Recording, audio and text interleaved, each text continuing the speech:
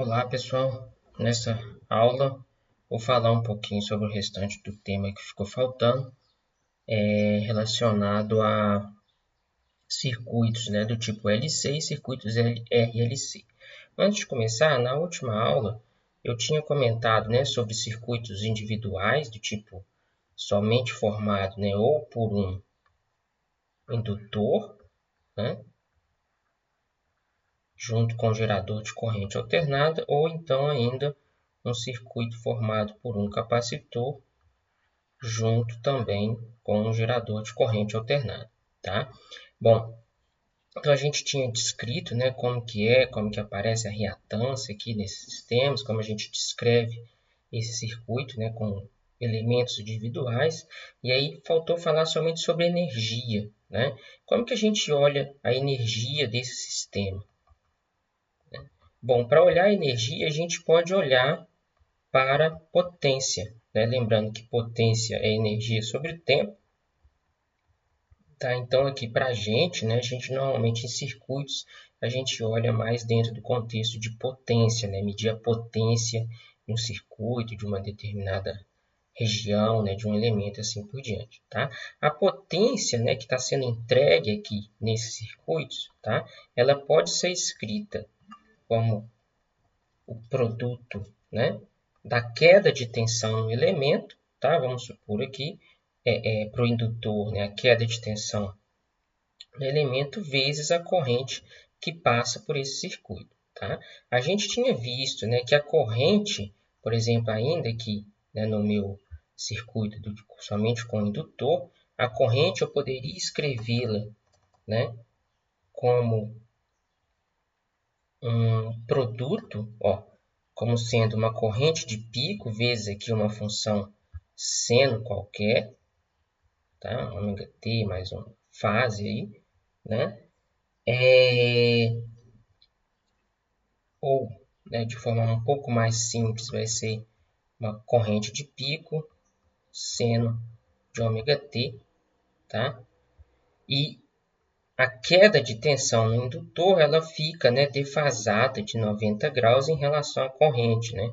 Então, vai ser uma tensão de pico cosseno de ômega t, tá? Então, a minha potência total vai ser o quê? A corrente de pico mais a queda de tensão de pico vezes o cosseno de ômega t vezes o seno de ômega t, tá? Então, a potência está oscilando, a minha energia, então, consequentemente, também oscila no tempo, só que qual seria o valor médio dessa função? Né? O valor médio da minha potência, tá? Então, seria a média dessa função cosseno vezes o seno. Tá? Mas cosseno vezes o seno, a gente pode reescrever isso, tá? Lembrando que 2 vezes seno vezes cosseno é igual seno de 2 ômega t. Tá? Então, usando essa propriedade, eu posso escrever esta relação, corrente de pico, queda de tensão de pico, vezes o seno de 2 ômega t. Dessa forma, então, a minha potência média agora, qual que é o valor médio de uma função do tipo seno? É zero, né? Ou seja, a minha potência média ela é igual a zero. Tá? O que, que isso quer dizer, então? Quer dizer que, na média, esse circuito, eu tenho uma energia que está oscilando, mas a gente não vai ter nenhuma dissipação de energia. Tá? Então, a gente estaria num sistema aqui conservativo. Né? A mesma coisa vai valer quando eu tiver somente um capacitor. Né? A gente vai ter a mesma relação, só que a fase muda, apareceria um sinal menos aqui, tá? Mas isso aqui para a gente não ia fazer diferença na hora de fazer a conta, tá? Então, e aí, por que, que essa potência média ela é zero? Exatamente pelo fato da queda de tensão e a corrente estarem fora de fase, e de π sobre 2, de 90 graus. Porque se elas estivessem em fase, que é o que, por exemplo, acontece no caso de um circuito resistivo, se elas estivessem em fase, a minha potência média não seria mais zero, porque eu teria que, por exemplo, cosseno de ômega t vezes cosseno de ômega t, que daria cosseno ao quadrado, né? Logo, o valor médio de uma função cosseno ao quadrado é meio, né? Então, a gente teria que a potência média não seria zero, né? É por isso que a gente calcula, né, qual que é a potência dissipada num circuito do tipo somente com resistor, né, que vai ser dado pela potência lá relacionada ao efeito Joule, que é RI ao quadrado. Tá? Então, aquela potência média ela não é zero mais. Aqui sim, essa potência é zero. Tá? Somente quando tem um indutor ou capacitor, ou seja, esses elementos eles não dissipam energia. É claro que é um elemento ideal. Tá? Bom, mas então continuando, né, agora vamos colocar, né, mais de um elemento no circuito. Vamos analisar o primeiro caso, né, de um circuito do tipo LC, ou seja, vai ser um circuito formado somente por um indutor e um capacitor, tá? Sem gerador, né? Então tem um capacitor aqui e um indutor, tá? Então esse aqui é sem gerador, né? Nesse caso, como que a gente vai descrever esse circuito? Bom, para descrever esse circuito, o que que eu faço? Eu aplico a lei de malhas de Kirchhoff.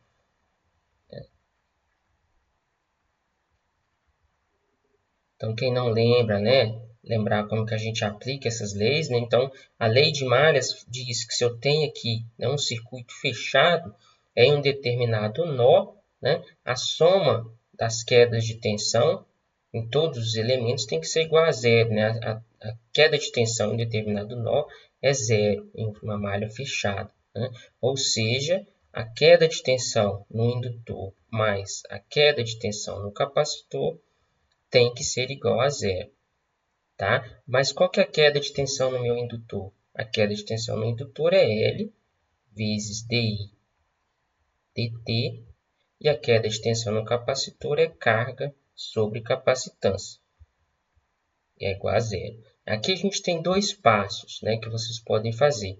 Ou eu vou escrever esta equação diferencial em termos da corrente ou em termos da carga, lembrando que a corrente ela é dada pela derivada da carga no tempo, né? Então, escrevendo em função da carga, fazer primeiro em função da corrente, né?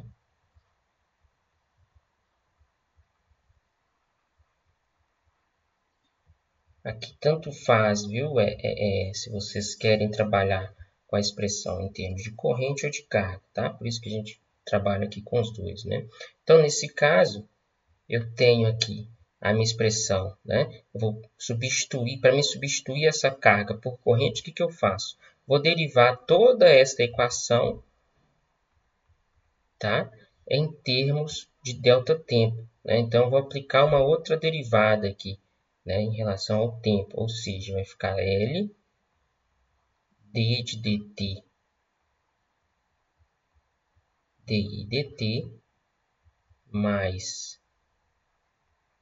dq dt vezes 1 sobre c, e a derivada aqui continua sendo zero, né? A derivada de zero é zero. Bom, então a gente chegaria numa equação final, tá? Mais um passo aqui. Então aqui vai ser a derivada segunda da corrente em relação ao tempo, mais corrente dividido pela capacitância, né? Lembrando dessa definição, isso é igual a zero, ou seja, eu chego numa equação diferencial desse tipo. Derivada segunda da corrente no tempo mais 1 sobre LC vezes a corrente é igual a zero. Se a gente fizer aqui, antes de mostrar, né? Se eu fizer agora em função da carga,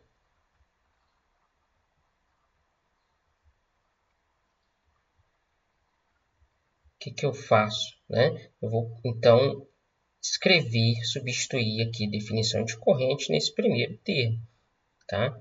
Ou seja, a gente vai ter aqui, então, que o L vezes derivada no tempo de I, que é a carga, né?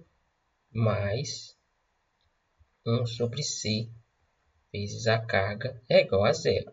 Né? Aplicando a derivada e chegando aí já no resultado final, a gente então tem que a derivada segunda da carga em relação ao tempo mais 1 sobre LC vezes a carga é igual a zero.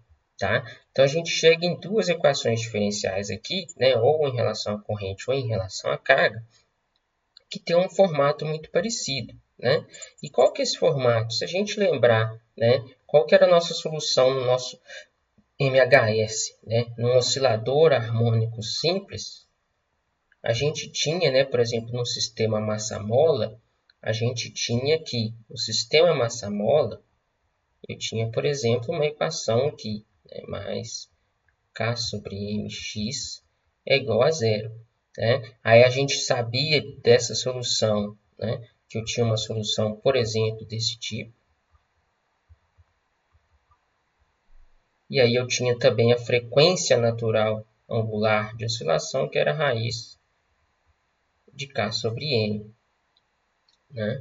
Então, aqui, olha só, eu tenho uma equação diferencial muito parecida. Né? Eu tenho uma equação diferencial agora, ao invés de ser em relação à posição, em relação à carga ou à corrente, né? Tem um termo constante aqui, a derivada segunda da carga, mais um termo com a própria carga. Né? Então, a minha equação diferencial é muito parecida. Então, a gente chega, né, na conclusão que a solução para o circuito LC, qual que vai ser? Se eu estiver levando em conta aqui em relação à carga. Né? Em relação à carga, eu tenho que a dependência na carga no tempo vai ser uma certa amplitude, vou chamar aqui de Q0, né? Que seria a minha carga máxima que passa ali no circuito, vezes o cosseno de ômega t, mais uma constante de fase delta, onde a frequência angular agora, a frequência angular é o que multiplica, né? A raiz do que multiplica o termo só aqui com carga, né? Ou seja, vai ser raiz 1 sobre raiz de LC. Tá? Se a gente estivesse fazendo isso em relação à corrente, eu chegaria aqui numa mesma expressão. Tá? O único detalhe aqui, vocês têm que lembrar, é que a carga e a corrente estão defasadas de π sobre 2. Por quê? Porque se eu tenho essa solução, qual que é a minha corrente? A minha corrente, né, vai ser derivada da carga no tempo, tá? Que então vai ser ômega menos, né, ômega Q0 seno de ômega t mais delta. Tá? Ou seja, se a gente escrever essa função aqui como sendo do tipo cosseno, né, eu vou chegar nessa expressão, que a minha corrente vai ser ômega Q0 cosseno de ômega t mais delta mais π sobre 2. Ou seja, eu tenho uma diferença de fase aqui da carga com a corrente de mais π sobre 2. Tá? A gente normalmente chama esse termo de corrente de pico. Né? Agora, mas eu queria começar partindo dessa equação. Não tem problema. Né? Aí, olha só, o único cuidado que vocês têm que ter, porque aqui, inclusive, eu estou colocando uma constante de fase, né? Que vai depender das minhas condições iniciais. Né? Então, eu poderia escrever aqui, né, qual que é a minha solução na corrente. Vou até deixar só aqui em cima para a gente depois não gerar confusão. Eu poderia falar que aqui, né, a minha solução é desse tipo, vai ser corrente de pico cosseno de ômega t mais delta 1, vou até chamar aqui de delta 1, porque o detalhe é que essa constante de fase delta 1 é diferente dessa aqui, tá? Então, se eu escrever assim, né, a minha carga, como que eu obtenho a carga? Eu vou ter que integrar essa função. Né? Então, eu tenho que integrar aqui a minha corrente. Aí vocês irão observar que vai dar a mesma coisa, né? De forma com que a diferença de fase entre essas duas continua sendo mais π sobre 2, tá? Que é o resultado importante para a gente. Né? Então, tem uma diferença de fase. Né? Agora, se você vai começar a escrever, igual eu mencionei lá no início, né? Eu não haveria problema nenhum em falar que a solução para a carga aqui é uma solução do tipo seno de ômega t mais uma outra constante de fase, tá?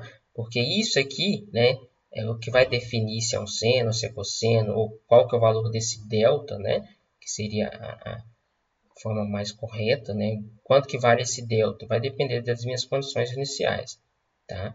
O problema teria que falar para a gente, né? Mas, dado isso, tá? Essa diferença de fase ela é sempre respeitada, ok? Então, essa é a minha solução. Então, note que a gente chega aqui, já não vou ficar mostrando mais solução, né? A gente já viu isso lá, quando trabalhou com oscilações. Então, aqui eu tenho a minha frequência angular, correto? Então, eu tenho a minha frequência angular aqui, que é dada, né? A minha frequência angular, ela depende somente da indutância e da capacitância, tá? Então, essa vai ser o que a gente chama de frequência natural de oscilação, né? E aí, mais ainda, lá no nosso MHS, o que, que a gente tinha? A gente tinha uma oscilação que era infinita, né? Esse sistema ele oscilava indefinidamente. Aqui, então, a gente tem a mesma coisa, tá? Significa que, então, se eu tiver um circuito formado somente por um indutor e um capacitor ideais, obviamente, né? Eu vou ter uma corrente, se eu, por exemplo, carregar o meu capacitor, tá? Então, no início, eu vou começar com o meu sistema com capacitor carregado. O que, que ele vai fazer? Na hora que eu ligar e fechar o circuito, meu capacitor ele vai descarregar, né? Ou seja, ele vai injetar uma corrente para girar aqui no sentido.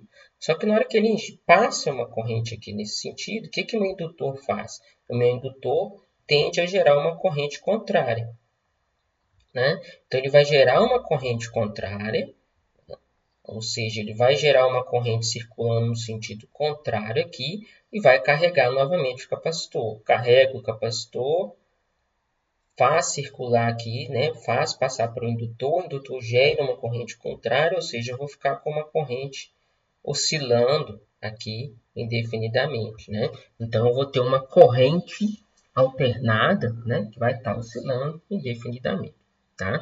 Então, esse é o nosso análogo do meu sistema no MHS, né? Uma oscilação indefinida aí, tá?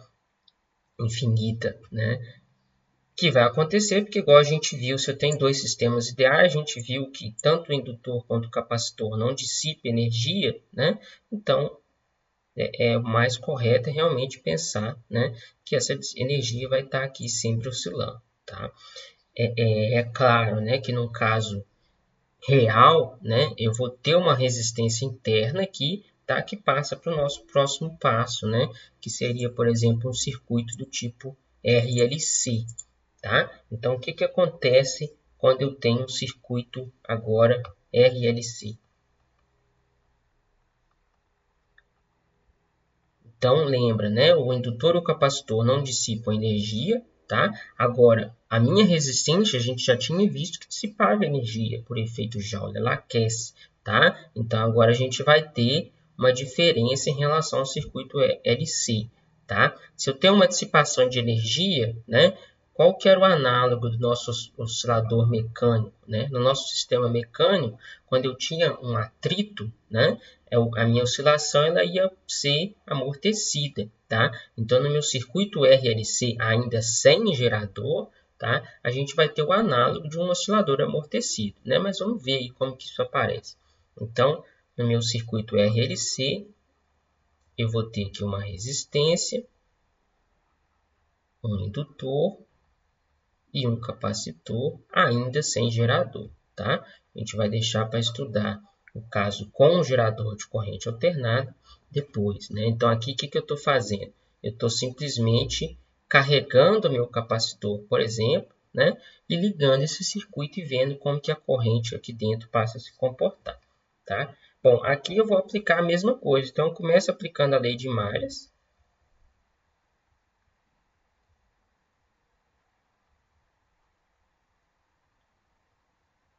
Ou seja, né, num circuito fechado em um nó, a soma de todas as tensões tem que ser zero, ou seja, o VR mais o VL mais o VC precisa ser igual a zero, né? Qual que é a queda de tensão no resistor? Resistor ôhmico Então, isso é dado pela resistência vezes a corrente. A queda de tensão no indutor é dada aqui L, né, vezes a derivada da corrente no tempo, e a queda de tensão no capacitor é carga sobre capacitância. Tá? Aqui, de novo, a gente pode trabalhar, né, ou com corrente ou com carga. Tá? A gente poderia fazer o mesmo raciocínio anteriormente. Então, vou trabalhar aqui com corrente, com carga. Tá? Então, resolvendo essa equação, né,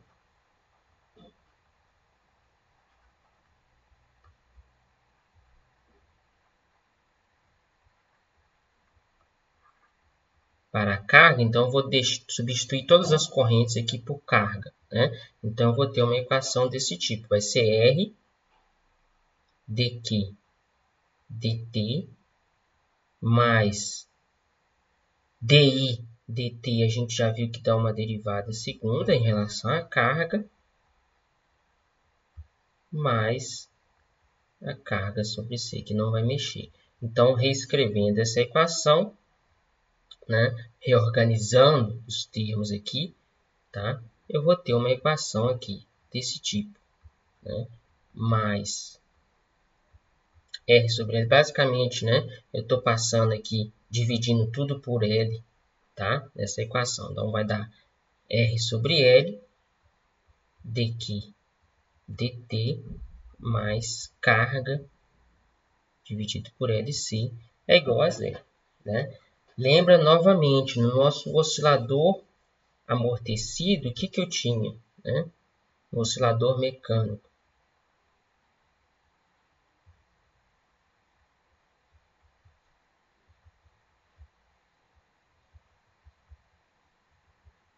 Qual que era a minha solução? Né? Se eu tinha uma mola, por exemplo, com uma força de atrito, né? Uma força de resistência do ar, né?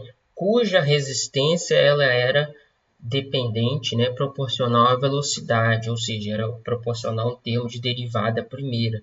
Tá?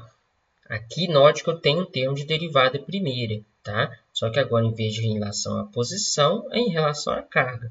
Tá? Mas lá no nosso oscilador mecânico, eu tinha uma equação desse tipo, mais b sobre m dx dt, o meu termo de velocidade aqui, mais k sobre m, x é igual a zero.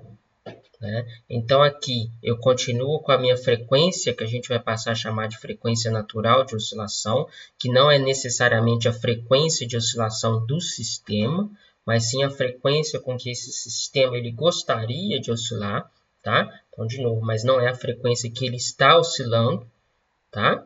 Então, é a diferença, né, de um circuito harmônico simples para os outros casos. Tá? E esse aqui é o meu termo de amortecimento, onde o meu amortecimento ele era dado aqui para essa constante B, né, que tinha a ver lá com viscosidade do meio, né, força de arrasto.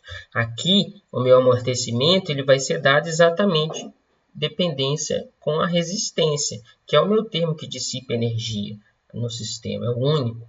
Né? Então, olha só, o meu termo de dependência aqui a dependência, né, de perda de energia no oscilador, no circuito RLC, vai ser, né, o meu termo aqui é R sobre L, e a minha frequência angular natural de oscilação continua sendo raiz de LC. Tá? 1 sobre raiz de LC. Né? Então, qual que era a minha solução desse sistema? Né? Bom, no caso subamortecido, a gente note que lembra que a gente tem três condições para a frequência. Né? A gente tem uma condição onde a frequência ela é maior do que o ômega zero, onde a frequência de oscilação ela é igual a esse ômega zero, ou a frequência de oscilação ela é menor do que o ômega zero. Né? No caso subamortecido,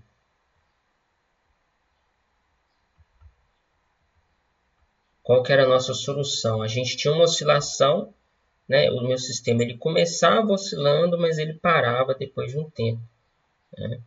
Então, eu vou ter aqui uma oscilação, tá? Ele começa, né, oscilando, só que agora a minha amplitude ela vai perdendo força, até chegar uma hora que para, né? E aí, então, a solução dessa equação, né, dessa equação diferencial, no caso subamortecido, era alguma coisa desse tipo aqui. Eu tinha uma amplitude máxima, posso continuar chamando aqui de Q0, vai ser um E elevado, então eu tenho uma exponencial decrescente, vai ser um gama t sobre 2, cosseno de ômega linha t, mais um delta, note que a frequência de oscilação ômega linha não é igual a ômega zero, tá?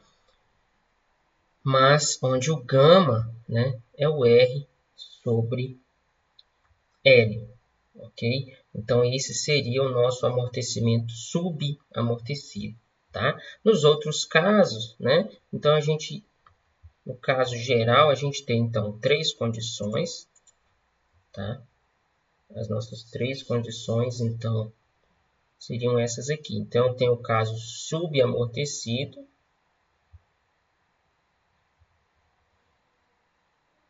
o amortecimento crítico, que ele não oscila mais, e ainda o superamortecido, onde, né, então, aqui em verde é o superamortecido, em azul é o amortecimento crítico, e o caso crítico é quando o ômega' ele é igual ao ômega zero, né? E o caso subamortecido, que a gente já viu em cima. Então, note, né, que nesse caso, então a gente também retoma aí a mesma analogia, né, de um oscilador mecânico, né? Por quê? Porque a equação diferencial que está regindo, né, esse sistema, ela tem o mesmo comportamento, né? Então, igual eu tinha falado lá no início, né, aqui o que a gente faz?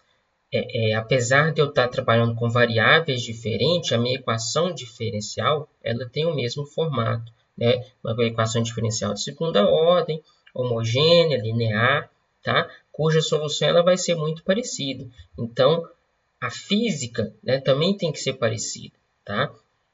Então, aqui, né, no meu oscilador do tipo RLC, se eu tenho uma dissipação de energia, minha dissipação de energia vai estar toda aqui, né, na resistência. Então, eu estou dissipando energia por efeito Joule, correto?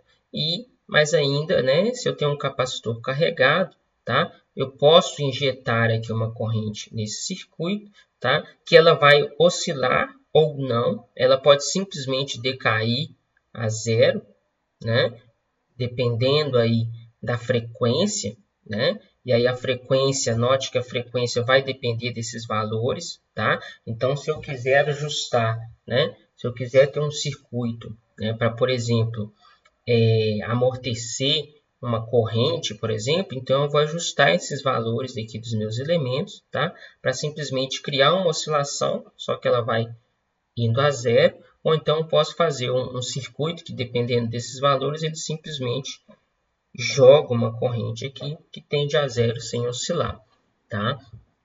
E aí, esse decaimento pode ser mais rápido ou mais lento, dependendo aí exatamente dessas relações de frequência, tá?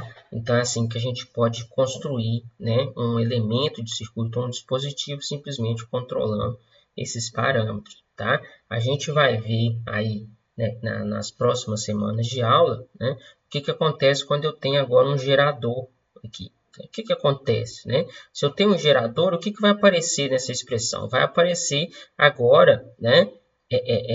Eu teria que somar um outro termo aqui, só que como eu estou injetando corrente agora, esse termo ele teria um sinal contrário aqui, ou então eu poderia colocar ele do lado direito dessa equação, tá? Aí a gente vê, né? Só que eu tenho um gerador de corrente alternada, ou seja, eu estou injetando, né, uma carga ou uma corrente que também oscila no tempo, né? E oscila seguindo, né, uma função do tipo seno ou cosseno, tá? Ou seja, seria um sistema muito parecido quando a gente tem um oscilador amortecido forçado, né? Quando eu tenho agora aqui uma força externa que oscila no tempo, tá? Com uma determinada frequência, né?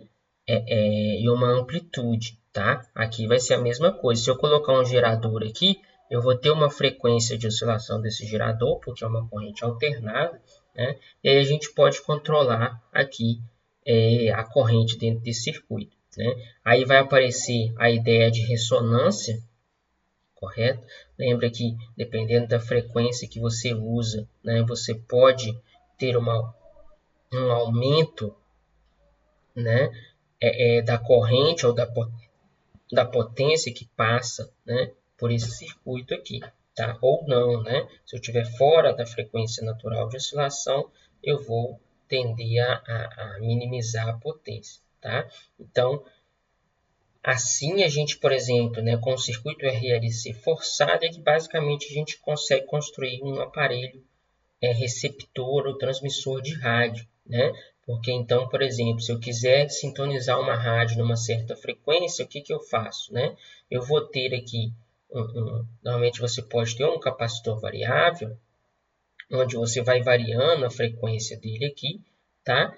De forma, né? E eu vou variar também a minha, vamos supor que eu quero um receptor, né? Então, o meu receptor, então, a minha fonte aqui, na verdade, vai ser uma onda eletromagnética que está vindo aí do ar, tá? Então, eu vou ter esse receptor aqui, tá? Só que se à medida que eu ajustar essa frequência de ressonância, eu vou ter um aumento do meu sinal, né? Ou seja, eu vou conseguir detectar a minha rádio com aquela frequência bem determinada, né? Se eu estiver fora da frequência, tá? Eu não sintonizo na rádio, né? Se eu quiser ter um gerador, é a mesma coisa, né? Um transmissor de sinal, tá? Só que aí agora eu vou colocar aqui um gerador, né? Para poder transmitir esse sinal, né? Essa onda eletromagnética, que é o que a gente vai ver ainda mais para frente, tá? Só que antes da gente trabalhar, né? Com oscilações forçadas, normalmente primeiro a gente introduz um método matemático, né, para a gente resolver melhor, né, uma outra forma de resolver essas equações diferenciais aqui, que vai ser mais útil, né, porque aqui, igual eu já tenho mencionado, a gente tem uns problemas de diferenças de fase, né? Aqui, o meu capacitor, tá, e o meu indutor, eles geram uma mudança de fase em relação à corrente ou à resistência, né? A queda de tensão aqui, tá? Nesses elementos, eles vão ter diferenças de fases diferentes e amplitudes diferentes, né? Então a gente tem que ter esse cuidado na hora que a gente for realmente fazer uma análise um pouco mais profunda, né? É por isso que, inclusive, na lista aí de exercício, a gente tem trabalhado ainda umas coisas um pouco mais isoladas, né, para deixar para trabalhar de fato com esses circuitos, com todos os elementos, né, depois que a gente vê aí o método, que é o método de Fasuras, ok? Bom, então era mais ou menos isso, né? Aqui só um outro detalhe, né? Existem exercícios na lista que mostram isso. A gente, por exemplo, aqui eu estou colocando realmente uma resistência, tá? Mas se eu quiser, por exemplo, modelar um indutor ou um capacitor com resistência interna, o que eu faço? Eu coloco uma resistência nesse circuito, tá? E passo a falar que meu indutor é ideal, ou seja, um indutor real com resistência interna, ele é equivalente a falar que eu tenho um indutor ideal mais uma resistência nesse circuito aqui ligado em série, tá? Então, assim a gente consegue modelar um elemento de circuito, né, real, tá? Então, essa seria uma forma. Aí você pode trabalhar, é claro, né, somente com os circuitos RL ou RC, tá? Ou do tipo LC e assim por diante, tá? Mas ainda a gente inicialmente não vai considerar o gerador. Tem exercícios que considera gerador, né? Mas é igual a gente fez lá na aula anterior, né? Eu vou ter um gerador mais um elemento, um gerador mais dois elementos e ver o que acontece, ok? Bom, pessoal, então é isso. Obrigado a todos. Vou parar a gravação aqui.